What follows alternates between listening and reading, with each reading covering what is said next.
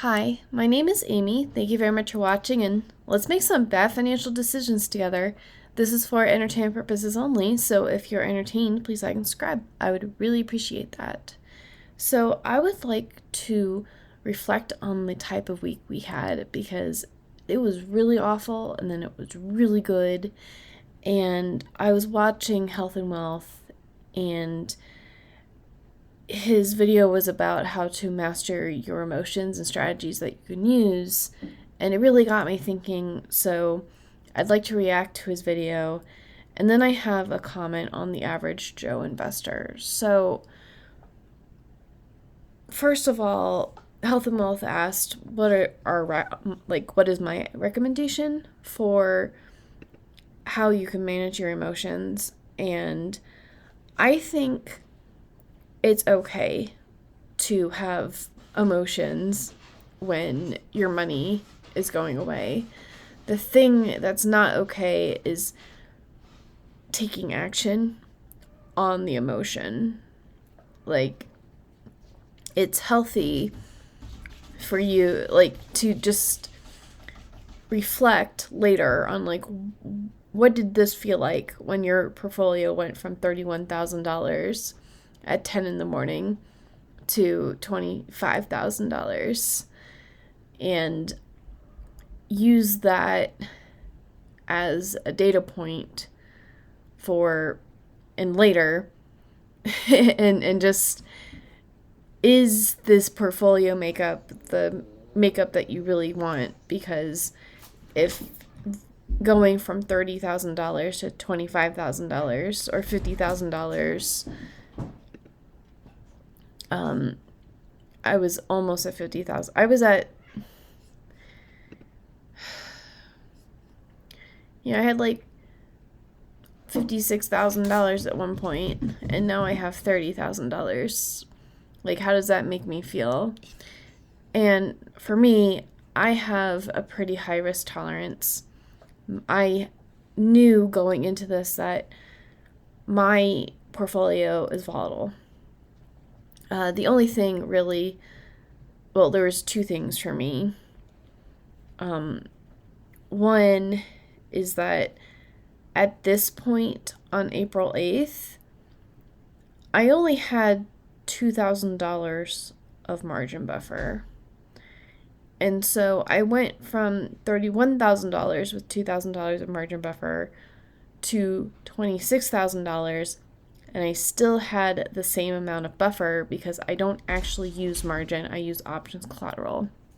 And I even made a comment on this on my Tuesday video that you saw on Wednesday, that I was like, when I wake up in the morning, I have got to move my leaps up and out of the way. Basically what happens is I bought these SPY calls, and they're at $560 and they're at $575. But when the SPY went down to $500 and below, when I went to go, chase it, getting it close, the calls I sold closer to the money, because there's a gap between the price that I bought it for and the price of the call. It increases the collateral. So that's why my collateral was so high. And all I did was just say, I moved my cover call from, I could look back, but it was from 545 to 580. And that freed up a lot of my collateral. And now my buffer is, $5,000 and 17%, which is more comfortable for me, even though it's still all collateral. And at some point I could get all $11,000 assigned to me at the same time, and I'd be really messed up.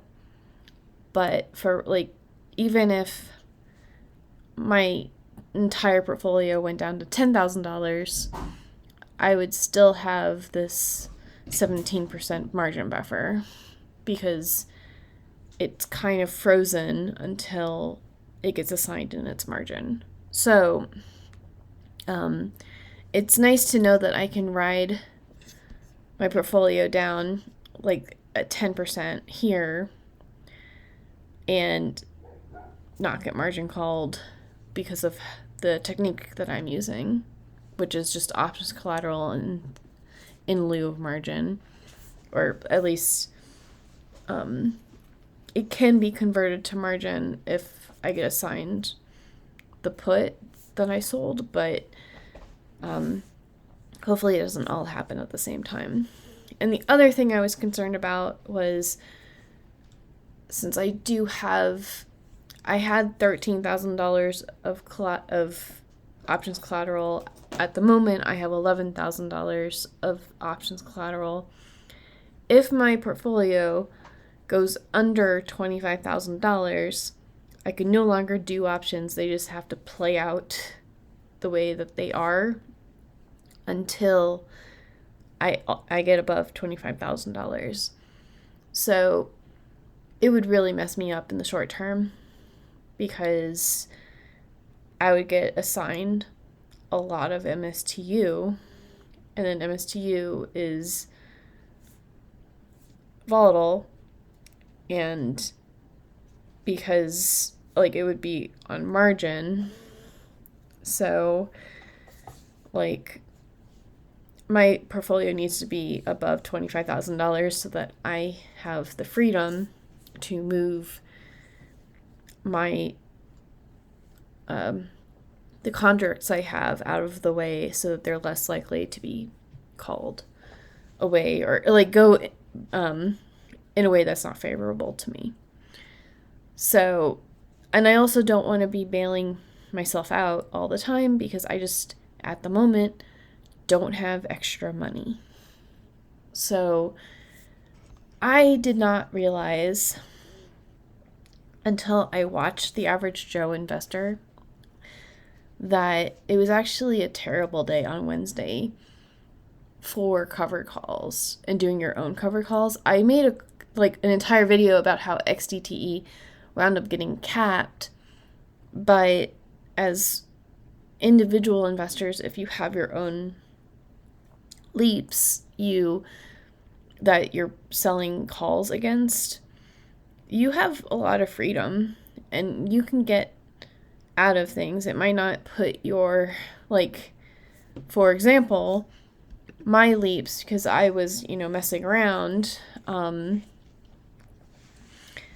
this 580 call is pretty much at the end of the SPY option change, so I probably can't use it unless we decide to have another roller coaster. And then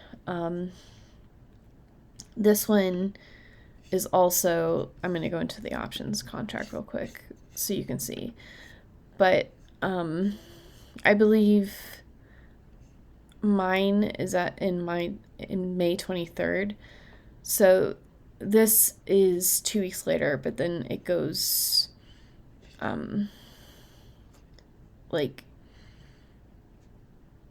eventually, if I do this too much,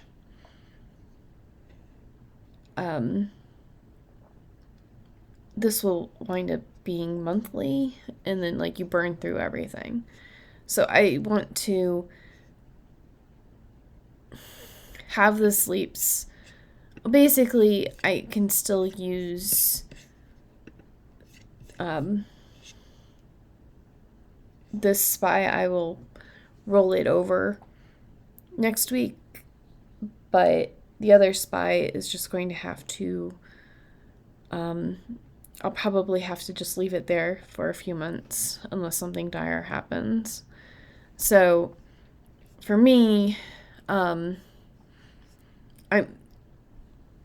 have expressed this before, but I really like MicroStrategy and I like my Bitcoin, and the whole AC going out really threw me off my game, which is not even a part of tariffs or anything like that. But I do like the idea of just investing more into my XDTE and other safer, like 25% margin. Like the margin maintenance is only the 25%.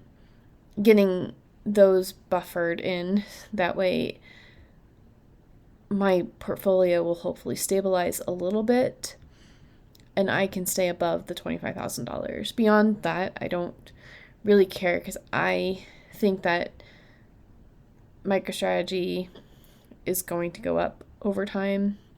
SPY is going to go up over time. NVIDIA and Palantir, like in the future, it won't be that big of a deal because I'll have more money in this. But for right now, my portfolio is actually kind of small for what I'm trying to do.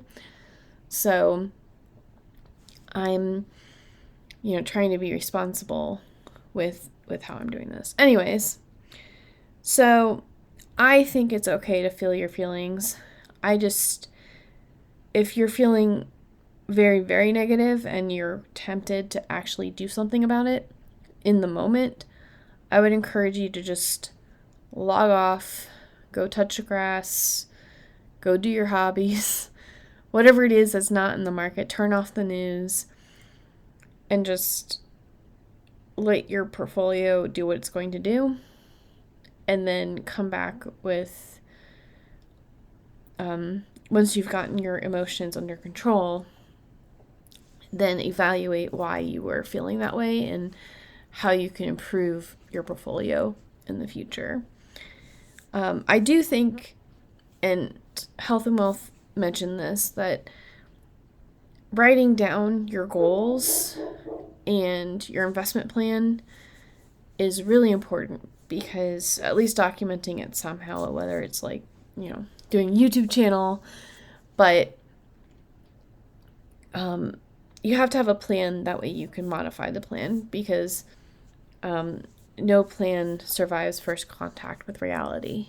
So, and it's so easy to overestimate your risk tolerance in the good times, because if it was going up and to the right now, the sentiment would be super high and euphoric, but we are in these kind of turbulent times where it's volatile, and these funds do really well with volatility. So we got that going for us, which is nice. But one of my biggest tips would just be, make sure you're getting enough sleep and that you're giving yourself enough time in order to get enough sleep, because news and events and just all of this stuff hits different when you're sleep deprived. So if you have adequate sleep, you'll probably be calmer about what's happening in the market. And then don't consume media that makes you anxious about the stock market, because there's never really been a point in American history where if you just keep investing in the S&P 500, you will always 100% of the time win. So why wouldn't you want to buy the S&P 500 when it's down in a bear market? And so if you're consuming a lot of media that's telling you to go into cash and go more conservative than your portfolio was in the bull market, then maybe don't consume that media. Put it on the back burner, because whether we like it or not, we are easily influenced by others and their opinions. And I just don't think it's healthy or correct to say, get out of the S&P 500. No. Stay in the market. You're not going to do worse than the market if you just invest in the market. I just think that in general, the algorithm likes to feed us things that make us more anxious and stuff. But if you've done your research and you understand why your portfolio is made up the way it is and what your goals are with it in the long term, then no matter what the news is, it's just kind of exciting when the market's down. And if you have something to DCA with, then it's also nice. So I also think that these weekly ETFs and having a regular amount of money that's in my bank account, so, or not my bank account, but my brokerage account, so that I can invest in things when it's down in DCA is really nice. And the leaps themselves are actually super cool because when it's down by that much, you can make a lot of money. And if my portfolio is going down, but I'm making like $500, $600, $1,000 off of a leap option, then it does make it better, at least for me. Like, and then I get to get more premium to invest more into stocks that I want to be in during the bear market, during the dip. So there's that meme of like, buy the dip with what? Well, with your leaps option, you just produce more money and then you can buy more into the dip, which is always nice. And one last thing I'd like to talk about is with the average Joe investor. It was interesting to hear him talk because I think that he's more disciplined with how he does his cover calls than me. I'm just like, no, I'm absolutely not going to lose money. I don't care if I have to decommission this leaps option for 3 months just to get it closer to when you can regularly have the option chain. But I was watching a different video of his where he said that he was going to stop his synthetic. And at the very end of it, he mentioned that he no longer has to use the collateral from the puts. So he was not using a naked puts, which means that he didn't actually create a synthetic. So, I mean, that's why I made the video of like, I don't think, at least not on Robinhood, you can't actually create your own synthetic, but you can create a leaps and you can then sell puts. And I wouldn't do this one on the same strike price. I would just continuously do the puts and keep making money from the puts and the covered call that you can do from the leaps. And in that way, if you like insist on try to make it a synthetic, at least you'll be consistently making money 2 ways instead of just having that put in that premium, like a bulk premium, but then you have that collateral that's just sitting there. So, anyways, what do you think? What do you do to calm down? Also, speaking of like touching grass and doing other things, I really think that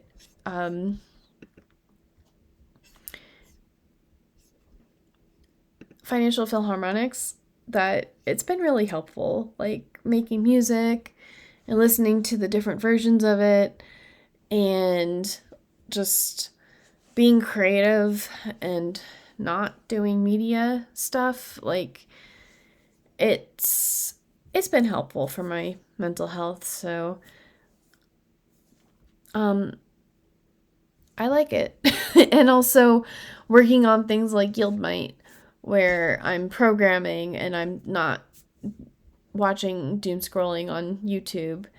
So those have worked for me, and everybody else will have other hobbies that they do and things to get offline. But for me, financial philharmonics and YieldMight have been really good for my mental health. And so I will talk to you later. Bye.